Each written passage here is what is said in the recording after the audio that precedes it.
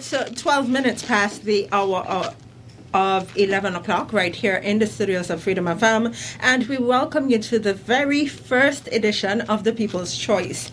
We are off to a bit of a late start today because we were bringing to you the live broadcast of Progress Reports hosted by Minister Conris Maynard, but we're here. The program will go on. So this program is where the voices, concerns, hopes, and aspiration of the people will take center stage.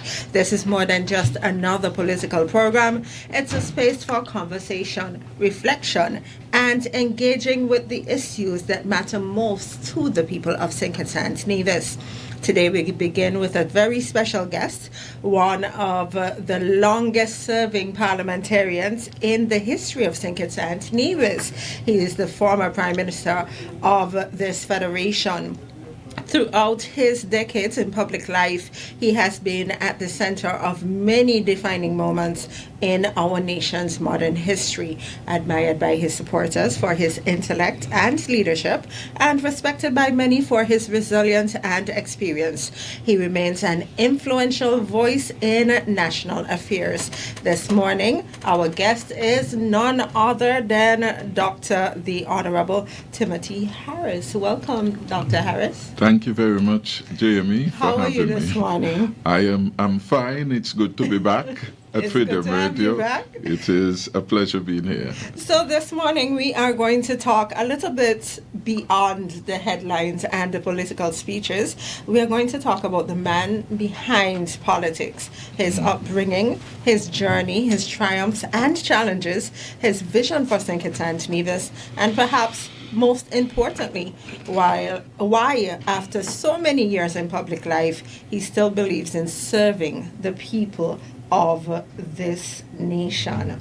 So, Dr. Harris, let's start at the beginning. Many people know your name from the political arena, but not everyone knows you personally. Who is Timothy Harris beyond politics? Beyond politics. Timothy Harris is the son of a Nevisian, Godfrey Nisbet of Cotton Ground and Margaret Harris of Tabernacle, St. Kitts. I am one of 33 children, 33, which my father had the pleasure of having. The good thing about that is that he teach us all to love one another. And although there were many mothers to his children, we got to know most of them, and for me personally, I got to personally know 28 of the 33 of my siblings. So that was one of the good things that had come out of that large family.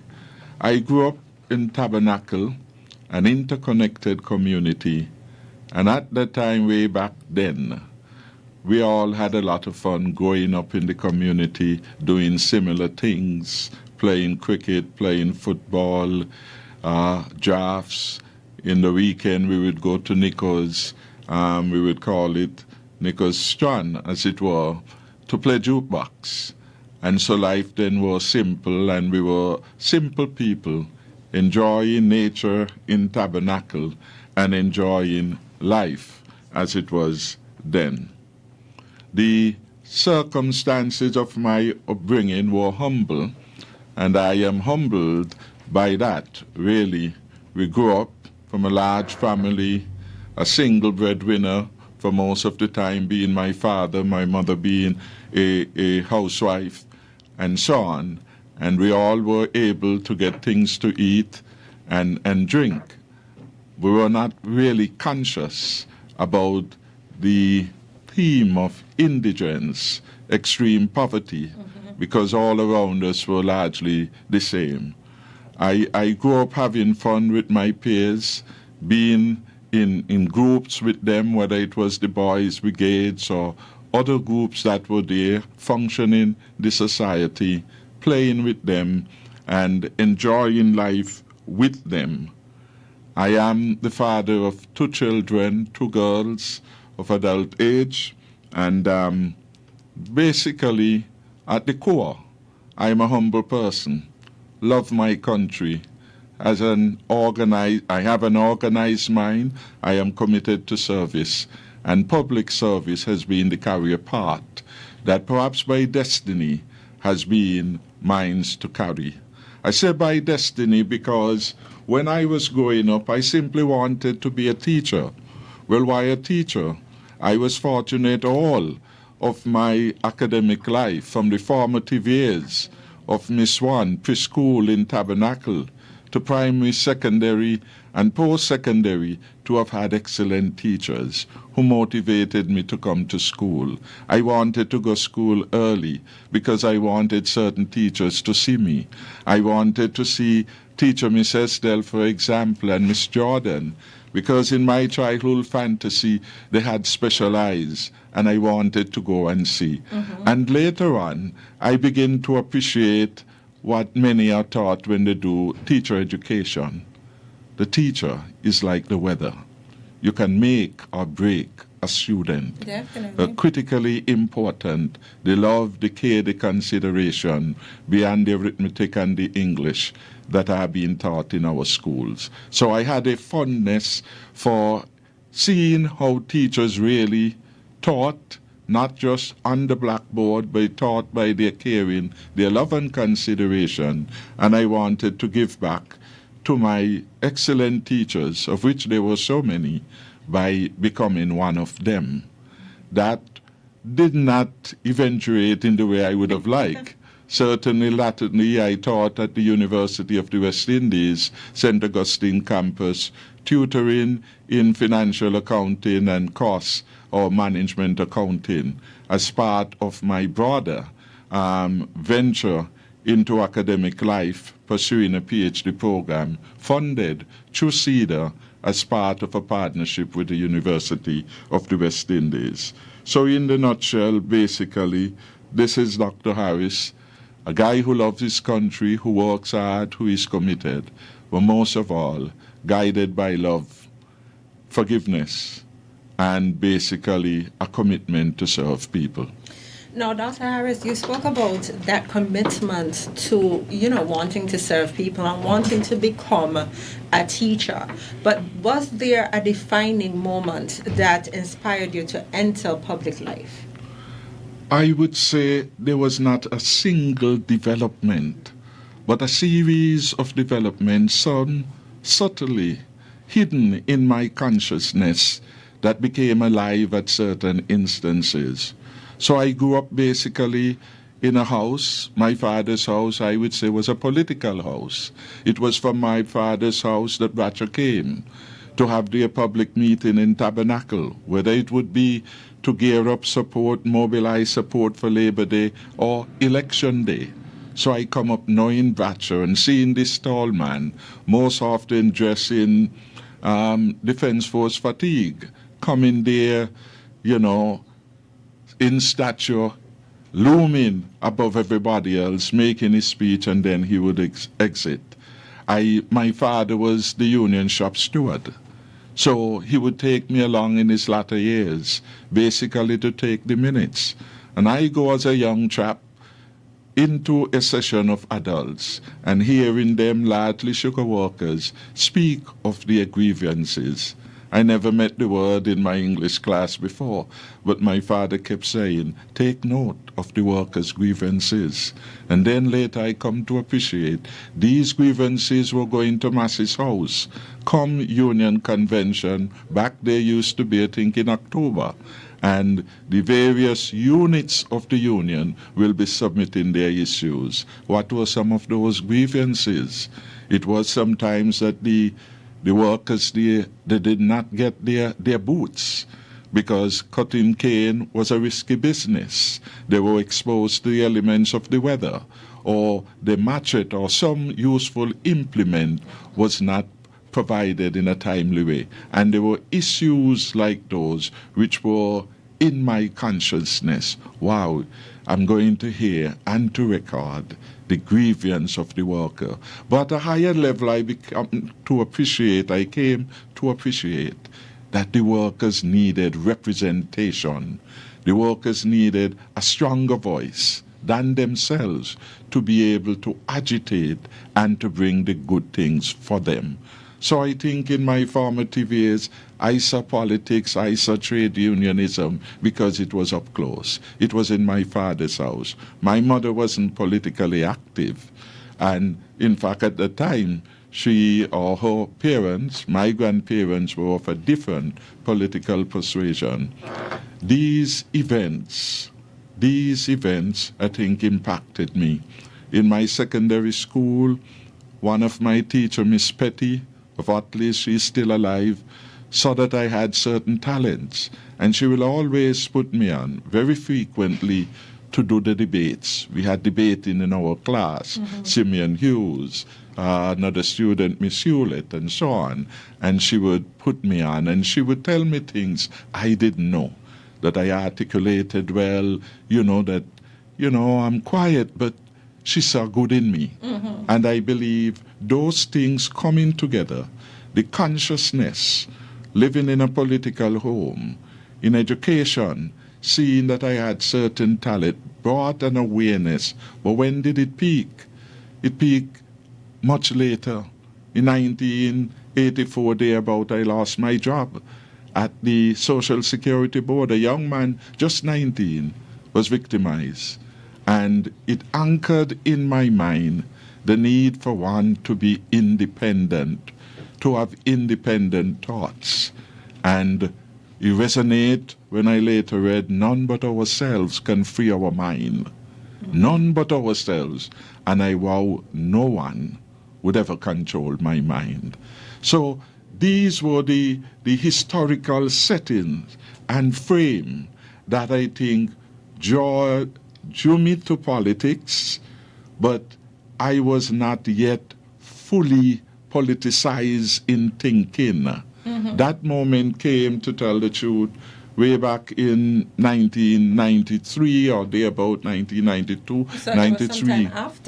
Sometime after. That I had to make a political decision. I got a call while at Concordia University studying, having, in a sense, determined that my career path will go back to teaching, which I wanted to do. Growing up, and here I had a chance, thanks to the University of the West Indies and CEDA, that had agreed based on my sterling performance, if I might say, in the master's program at St. Augustine, determined they needed me and the faculty of the university in St. Augustine, and beyond that were prepared to finance my studies. I was getting a PhD for free. All I had to do was to go and do well. And in the end, I did that. But the call came, and the call was, Tim, we needed you. Needed me for what? I asked. He said, well, we had a vote. They had a meeting, and the constituents determined that they needed you to run for them. I said, but Dr. Douglas, I'm in Canada. My mind changed in terms of the political orientation. I am here. I already had a contract to work with the university, so my career was set as far as I was aware. And I told him, well, I really wasn't thinking about that part anymore. He got St. John Payne, who was a former representative of my constituency, a man whom I knew because my father's house would be, every politician would go, and every trade unionist. And St. John called me. St. John had then left St. Kitts as a refugee because of the political tribulation, and went to Canada to find work. He was in Ontario. I was in the province of Quebec. He called me and he told me what he had heard. And he said to me, Tim, my advice is that you go home and speak to the leader. I think you should do that. And I did that. I came home. I told Douglas up top that I was not interested, because he met me, and I told him. He said, don't say anything yet. And he said, I have people out there waiting for you, and I didn't want you to disappoint them. And I went out and I saw them. There were people I knew, friends, people who had worked with me and worked with my father, and I didn't want to disappoint them either. But I said to them, by tomorrow I'll make up my mind for sure, and I'll let you know. And then a motorcade ensued. I didn't know all that was planned. So they had the psychological pressure at me in a manner of speaking, you're going, and all these crowd of people along the way, especially when I hit Otley's, which was one of the far end of the constituency. Everybody was there expecting me. I had my own, should I say, Good Friday welcoming. And thereafter, the rest was history. I spoke with my mother, and I felt I couldn't deny her. Dr. Douglas was her doctor, and I learned that he had persuaded her that that was best for me. At the time, I didn't think so, but I couldn't deny a mother who had worked with me and first showed me love, an opportunity if this was going to make her feel more comfortable. And it was at that moment I said, after having further consideration, and where he understood that my strong preference was to pursue academic life, but I was willing to give it a try for the sake of the Labour Party, which my father was a member of. And I could say we, through heritage, basically had been a member of. And that was where the political determination had been born. And you were quite a young man at this time. I was quite a young man. In fact, when I came back, when I was elected, I was still, I think I was 28 years. I was the youngest MP at that particular moment in time. So I made that leap of faith very early. I had intended that it would be temporary because I was going back to my first love, to give back to society via teaching in tribute to all the wonderful teachers that I had had. And the rest became history. Came back to the country in 1995, not contemplating another political tussle, because between 93 and 95 I had started lecturing at the University of the West Indies. I was there, I gave lectures, for example, to Bernadette Lawrence out of Nevis, now a respected accountant. Lavon Keynes, she was one of my students. I said those because these were people who were from my country, and I took a particular care and consideration for them being in my class. The 95 election called because we had the crisis of 1993. When the country went into turmoil, it was 4-4 on St. Kitts. There was a determination by the Labour Party, listen, we will not accept that, especially in the context that we had the majority of voters on our side. And the rest became history. Again, the plea was made that I should really do the election again because he could not find anybody suitable at that particular moment of time. I answered the plea, again with the understanding in the presence of Comrade Limor then, that I would want to have a leave of absence to finish that which I had started.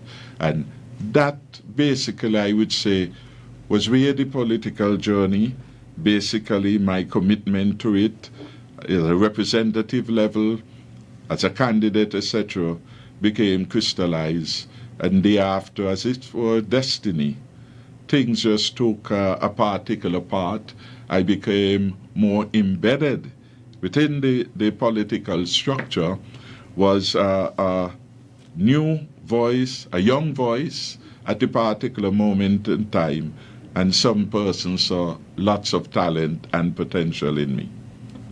Now, Dr. Harris, you have served St. Kitts and Nevis at the highest level. When you look back at your time as Prime Minister, what are you most proud of? I'm proud of many things, really, and it will take a long time, more than we have. But I am proud of the fact that under my leadership of Prime Minister, St. Kitts and Nevis relations stood at the very best. And that has been said repeatedly in moments of truth, where they should always be, by Premier Van Semry, by Premier Mark Brantley, by Alexis Jeffords, by Eric, now Evelyn, our Deputy Premier in Nevis. And the evidence is there. On one hand, I recall Mark saying to me, he will never forget it was a Wednesday when the Douglas administration had bounced the check of the Nevis Island Assembly and left about 1,800 public servants without $1 going to their bank account.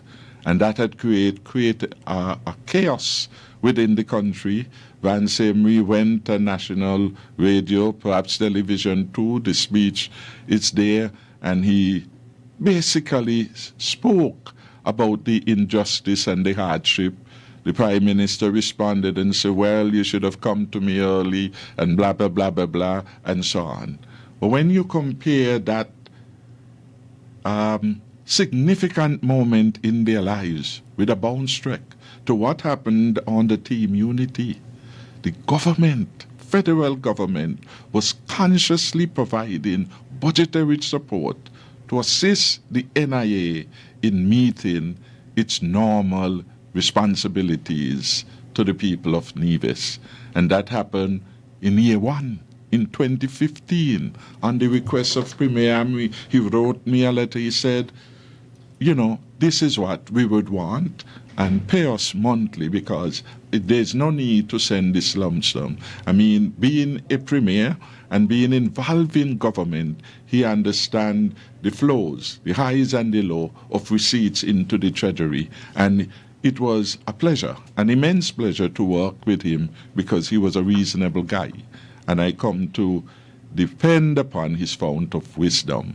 And that continued after him. In fact, the last decision that I made as Prime Minister was to provide 60 million, 5.5 million, $66 million to the NIA on the request of the Premier of Nevis.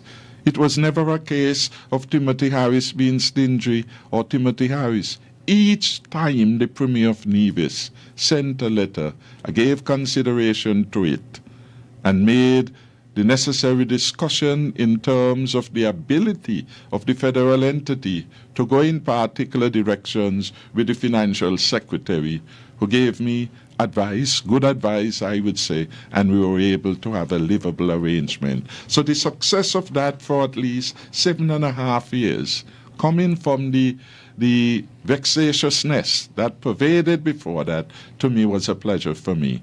But beyond Nevis and the relationship there was the fact that here in St. Kitts and Nevis, real change was happening. Change in people's confidence, change in the belief that victimization could be at a minimal level, because sitting at the table were PAM, were Labour through PLP, and were Nevis. And that is why it was easy for us, for example, to come to a situation where on significant boards within St. Kitts, federal boards like the Development Bank, National Bank, and so on, we had membership and SIDF coming from Nevis. For the very first time, you had that as a policy action. All those help. But some of the other things of which I am proud of, we managed the economy well. Everyone experienced the growth. It was under our watch that we had the largest number of persons on record being employed in St. Kitts and Nevis. It was under my leadership as Prime Minister that the largest number of small businesses were established. It was under my watch as Prime Minister and Minister of Finance that the largest surpluses were recorded in the history of St. Kitts and Nevis. And we were bold enough because the economy was growing. The CBI had been reformed from the pariah status we inherited to hard work and thoughtfulness and diplomacy. It was reformed and it became a good source of revenue. From all of that, we were able to do things. Never happened anywhere. Within the first year, we made the decision to pay off the IMF debt, $117 million in one swipe. $117 million. And we still continue on the part of surplus.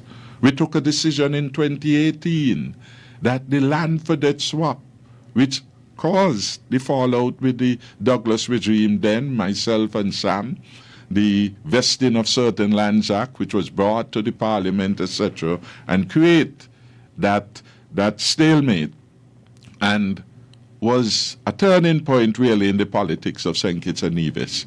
But that was over $796 million in debt to National Bank. That, to use Douglas' famous word, was basically, well, can't use his word here, but it was reorganized into a special vehicle, but the government still had to pay. And I paid off during my years in office about $410 million. So I take pride in the fact that we were able to do all these things. But yet, some of the best things to have happened to the people of St. Kitts and Nevis were taking place. We were able, for example, to give the sugar workers their $16 million. They felt robbed of it. They were told they were $44 million. 28 was paid out. We paid the $16 million to them. We were able to pay all civil servants, including those persons up at the CFBC, including the step people. We were able to pay them double salaries. All of these things, in other words, money was coming, and it was being spent upon the people. I take pride in the fact of the transformation of the landscape, new programs. When we got in, murders were up at 30 plus under the former regime. By the time we exited, we were somewhere down at maybe 12, 11, thereabout. More than 50% reduction over that period. We introduced the alternative lifestyle program to bring people in, because you couldn't just write off people's children. You couldn't just say they are bad boys, leave them to themselves, as some would say, let them kill one another. No. A country so small could not consciously take a decision to just write off people. For me, it was a part of redemption. It was like the prodigal son who had left, although they were not prodigal son, and having made a mistake of his life. When he was coming yonder, the father saw him. Why? He had never given up on his son. And for me, every citizen and every resident must have a place. Our peace program, as it became known because it delivered on the peace, was intended really to do that. And I have moments of joy. It was not perfect. No new program dealing with at-risk people will be perfect. But it worked and it delivered peace. I take great comfort knowing that there was a magical change. Those from West Bastia could go Central, and Central could go in East Bastia. And the tragedies of the past were seemingly not going to be part of the future. In fact, we were redeeming the times. One mother on the, wasn't last lap, it was Juve morning, met me outside courts, didn't know her, she called me. I was in Ambassador Liebert. And she said to me, Dr. Harris, whatever you have been doing, continue to do. She said, what do you mean? She said, I had a son. He was shot. And every morning at the exact time, she was awakened, recalling and reliving the tragedy. She said, it's so painful. I would never want that for another mother. Never want that. And that impacted me, and it gave me the courage, despite of the criticism, to recognize there are going to be some bad people doing bad things in any program. But the virtue of the program can prevail with reform. And we were able to do that. And we could go on with a long list of our housing program. We had 2 hurricanes, I think in 2017, if I'm not mistaken, Irma and I think Maria. Thousands of people had damage to their homes. We offered for them to get duty-free concession on material. When I checked with the Deputy Financial Secretary, Calvin Edwards, he said to me, boss, a lot of people apply, but they haven't been able to utilize it. I said, why? He said they really didn't have the money. So you could give duty-free, but if the man can't buy it, it is of no value. And therefore we introduced a reference program. Over 4,000 households benefited in every constituency. And one that hit me was a testimony given by pastor, I think his name was Pinto Williams. And he said every night he was going to sleep with a bucket on his bed. A bucket on his bed, because whenever rain fall, he know he will get wet down. The bucket was there, so instantaneously he could take it and prevent himself from being wet and his house. Stories like those move me as somebody coming from humble circumstances and appreciating that part of my role was to do good. And then we could go on and talk about the PAP program of 2018.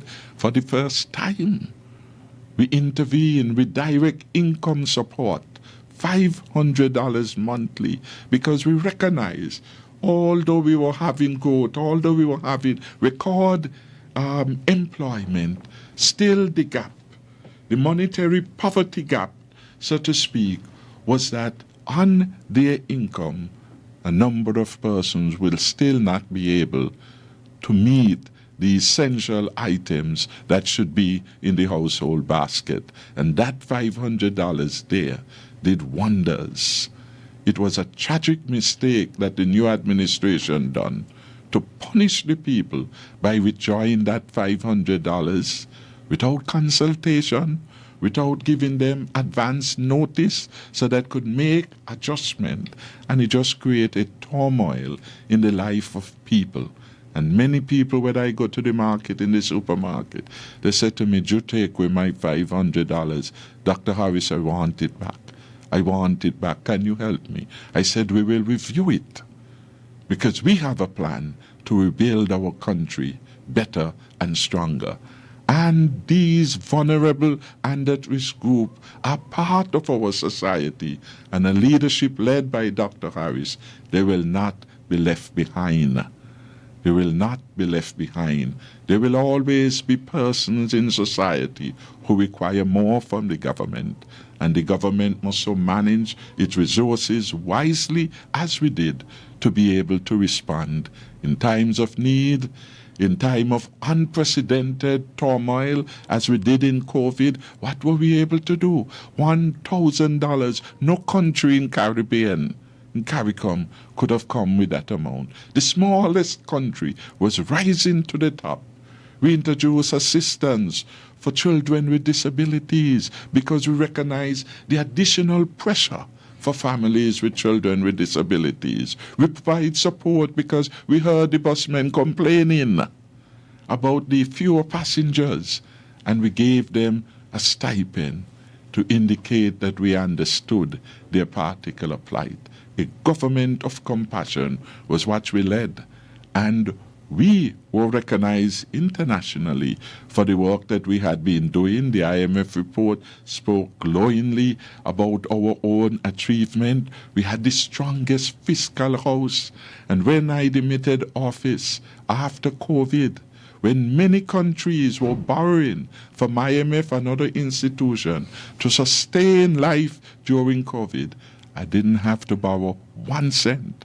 And we took the decision, we will not go back to the IMF for any loan. We were able to finance our COVID expenditures, changes at the hospital, changes at all health center, bringing in people, buying new medication and support from local resources. And we left behind nice $700 million in cash available to our successors. That was a country well managed. And so I take tremendous pride in all of these things. The CBI program, when we got in, we inherited one, sanctioned by the U.S. government in May 2014. A pariah state of play had existed, and by November, Canada had exact punishment on us. And we went about and redeemed it. Today we are hearing now that Turkey last year withdrew the visa-free access for citizens of St. Kitts and Nevis and Ireland. basically had done that this year. So the worst is coming back. And so I have moments of happiness, of satisfaction, and moments of regret that the country has regressed over the last 4 or so years.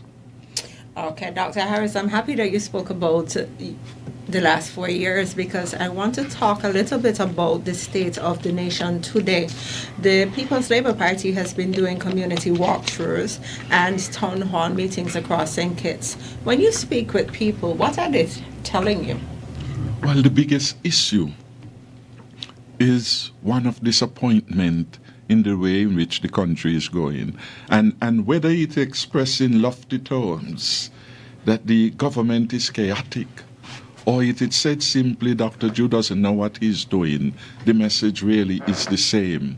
And then they go on to speak of real issues. People are hungry. Go to McKnight, go to Newtown, go Birdwalk, go everywhere. There are people who are putting up an extraordinary pretense that all is well. But deep down, they are suffering deeply. Cost of living is a killer. And the government has not gone far enough.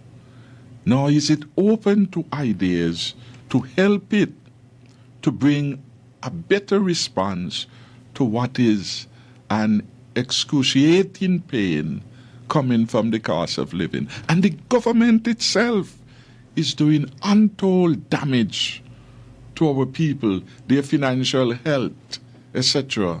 The electricity bills, they need to be checked. They need to be capped. This notion that in this terrible off-season, the government could consciously go to St. Peter's, disconnect a grandmother without concern that her medication will no longer be usable, that her health and sanitation is put in jeopardy when you cut her water. It can't just simply be, well, they also they must pay. Never was life like that. And that is why essential services in many countries and around the world are being subsidized. It is part of what the government must do to ensure that the vulnerable, some people have programs, if you're over a certain age, free. And it varies from country to country. But you can't be so unconscionable to say suffer. I looked at some news coming out of Anguilla recently and I say, wow, Anguilla is showing up, Jew. Because they're taking concrete steps to mitigate, to cap the cost of gasoline. And they came out before Jew. Jew is like waiting to say after somebody. He's not getting good advice, and this is not his area. Managing the economy is not Dr. Jew's area. He might have been an excellent doctor, but managing a country requires a certain skill set, and he's clearly not showing that he has them or he's interested in learning. So we get that when we are out there. We get the complaints about electricity, the water, the squandermania of a government, wasting money. And people can see that. For 4 years, they neglected the people, and then they come to talk about progress report. Progress report for whom? What is the progress and the cost of living? They haven't brought such a program. The things that matter to people, they have not brought them to the people. The fact that people go to JNF now and the health care, health delivery is abominable. He used to, that is Dr. Joe, speak about the MRI down at Borio, St. Kitts Biomedical. But he was the provider of the largest client base for that facility. You see the dishonesty. But more than that now, he promised in 2022, within 2 weeks, the MRI will come. And 4 years yonder, we're still planning for it to come. And all the talk about it is complicated. Well, you didn't know as a doctor it was complicated some 4 years ago. So something that was to take 2 weeks in your best judgment is now taking us 4 years, and you think that is satisfactory? And there's a diminution, a decrease in the level of services and tests that you have to do. You go to the hospital, we don't do this. Take a letter, go by some other private entity. The situation has worsened. We are in a calamitous state of play. And I think every objective person can see that. We see that. We look at the fire department without proper trucks serviceable. If we have a big fire 2 places, we are in trouble. And the calamities in health, I could speak about that. Mary Charles, no pharmacy at the hospital for 4 years now. And we want to talk about progress. We see progress in the lifestyle of the ministers of government. We see them have 8 apartments being built. And we wonder how come so quickly their fortunes have changed for the better. And we are happy for them. But they are not concerned for the people in McKnight, for the people at Fry's, for the people of the village, that they too must see transformation in their lives. People are getting increasingly concerned about security, but the ministers don't care. For the first time in our history, all ministers have security, police officers that should be on the beat and elsewhere. They are now the personal protector of ministers. Some have 3, some have 4. The Prime Minister have, you know how many. But what does that say to us as a people? The government is disconnected. So in summary, we hear and we get tales and evidence of the disconnect between the government and the people they are supposed to be serving. We hear the government say things loftily, but it's all noise. It is not translated. So, Dr. Harris, when people come to you with these concerns, when they share these concerns with you, what do you say to them? Well, I listen attentively, and I really offer consolation to them, because their lived reality is a harsh one. And people of all levels, middle income, etc., they have the same complaint. Where we can, we would offer some form of temporary support, because we are not the government with the resources of the state to do that. So if someone is hungry, for example, we try to do good. We try to organize food hampers with some degree of regularity, and so on, and we do what we can. We provide a cash stipend from the little that we have. But we also have to say to the people, we understand that you deserve better. And if you were to give PLP a chance again, we will show our gratitude and appreciation by ensuring never again this kind of indignity that is being suffered by our women folk and our men folk in society cannot last this long and should never have been the status quo. The pauperization of our people is real. There are people who got up today to go to work and could not find enough money to take them to Bastille and to bring them back to St. Peter's, as close as it is to Bastille. There are people who wake up this morning without any food for themselves. And while that is bad enough, for me it hurts when the children become victim of that level of pauperization within the country. And while all of that is happening, what are the priorities? Is the priorities to have a festival every time? Is that the priority, rather than to have more targeted support for the people? Is the priority for ministers to fly everywhere, every opportunity, first class and business class, wasting resources because we have ambassadors everywhere? You ask the question, why would the Prime Minister go to Brussels or anywhere to meet with an ambassador? Ambassador meets with ambassadors. The Prime Minister would meet with an ambassador accredited to St. Kitts and Nevis. That's okay. But we have to understand the protocol and the etiquette involved in international relations. When you go too low, people treat you that way because they understand you are not up to date. Prime Minister must meet heads more often than he's meeting with ambassadors. It's just the way the international relations is. If you're already down so low, who want to see you come up? Who will treat with you? And that is part of the challenge. The government is in a chaotic zone. Somebody must rise to save our country and to save our government from this kind of abandon which we are witnessing. Okay, Dr. Harris, your time in office has not been without challenges, setbacks, or disappointments. We've seen political fallouts, and to be frank, many people have left. Many people have walked away. Why are you still here?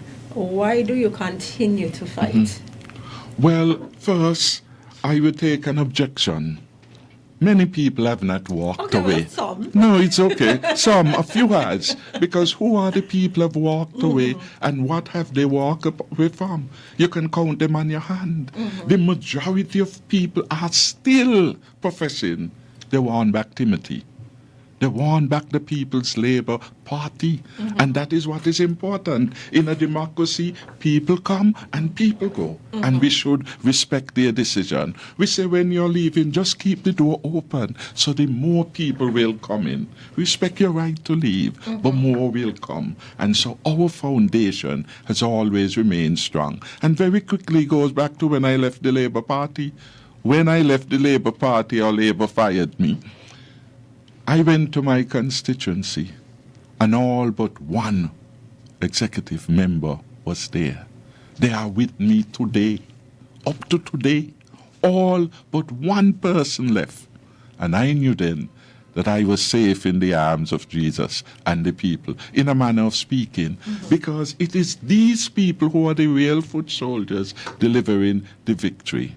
So I continue to fight on, not for myself, because I could have gone back to the university to say, I now have my PhD. Okay. I have a master's with a distinction, one of the first one they had created based on my performance in St. Augustine. I have a first-class honors, so my academic career and credentials are very good, excellent. I could have gone and said, I want to come back to do what you had invested in me to do. And there are many who share the opinion that you should go. And there are many who do. But I stayed on because my first calling is really now, as I said, perhaps destiny. My faith is interlinked with the people of St. Kitts and Nevis. When I was invited to come build a house in Matinley, I tell the person no. I wouldn't live tabernacle with my mother dear in a, as it were, a little house there, and come to Bastille to be among those who were better off, and then go back on Sunday to see my mother in misery. No, I stayed home. I stayed in tabernacle. All that I have is there. Stayed grounded with my people. I think I have been called by a higher order to be of service. And the greatest service I can give is to the country that I love. I'm impacted by the words in a song. I think it could have been Arrow. Could you stand up and see your country suffering and do not lend a helping hand? Could you stay with all the maladministration that is taking place and not arise? So I've determined that I will rise for the people of St. Kitts and Nevis. I owe them a debt of gratitude. All those teachers who had love, who encouraged me, all the love I've had throughout the generations of my 30-plus years in politics, which is a long, long time. Imagine how they will feel to know that I've abandoned them and have gone away to look after myself. And I could, but I will not. I will stay focused and use every talent that I have to help the people of St. Kitts and Nevis move to a higher plateau, a higher plane, and ensure that the People's Labour Party government with the benefit of the experiences, some of which you reference, some positive and negative, we have learned, and we have learned well. And we will have a better team, a more effective team, a more people-oriented team to help us implement the policies that we consider are imperative to get St. Kitts and Nevis back on track. And I will not delay long after that, because we are grooming for the future in terms of our leadership. We have a team of people you're seeing profiling themselves, young, youthful, energetic, competent, disciplined, etc. Some of them have made a success of their lives already. And we believe that in due course they will be able to step up. But service for the people, starting as a young boy, wanting to teach. Firstly, out of vanity. I love the way the teachers cuddle me and help me. And they would plait your hair, they would fix your color. For me, it was a sign of love. And all I wanted to do for many years was to teach, to give back to the people. I think at the broader level of the government and governance of the country, I have the widest platform from which to do good for my people. And that is why I continue to fight, because there is a need to fight. And I invite every citizen and resident to come join me and the People's Labour Party, working together to ensure the best arrangement would surface after the next general election, where you get a government that has delivered competent, able, experienced leadership mixed with the new people who certainly would have learned from this period, would have learned from the failures of the incumbent, and come to service to simply do that. Give the country the very best that we can, and then to walk away. And hopefully with God's grace, that moment will be crystallized in due course, and I will do the needy, not only for myself and family, but for my country, and most importantly, the people. Dr. Harris, finally, what do you most want for the people of St. Kitts and Nevis? I want them to have a better quality of life.